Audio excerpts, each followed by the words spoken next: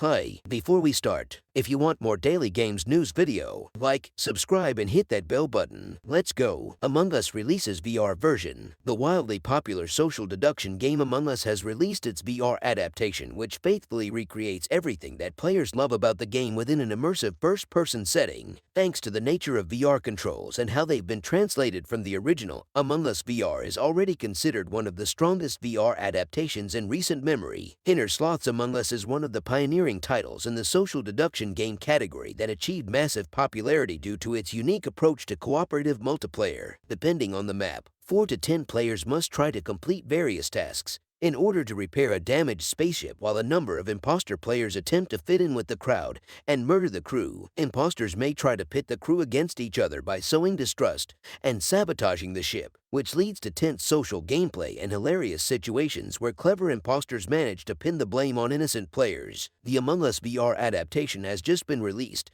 and is receiving high praise from gamers and critics thanks to the way it successfully brings Among Us trademark gameplay into the VR format. Among Us VR has a variety of VR exclusive features that make the experience unique, such as the new proximity voice chat and engaging VR minigames that make completing tasks around the map much more involved. The proximity voice chat is an especially interesting feature as it allows the crew to become truly involved in the deduction process and gives particularly manipulative imposters a chance to refine their acting skills. At present, the content in the VR game is lacking some of the additions that have been brought to the original over time, such as the various extra maps in Among Us. Among Us VR currently only features the skilled map and very few cosmetic choices compared to other versions of the game. However, the list of maps and cosmetics for the VR version can certainly be expected to grow over time, and it'll be interesting to see how the game's other locations like the airship and its unique tasks translate to VR. The game is cross-platform across all VR platforms and headsets, so players can safely purchase the game through the Oculus Quest Store, the PlayStation Store,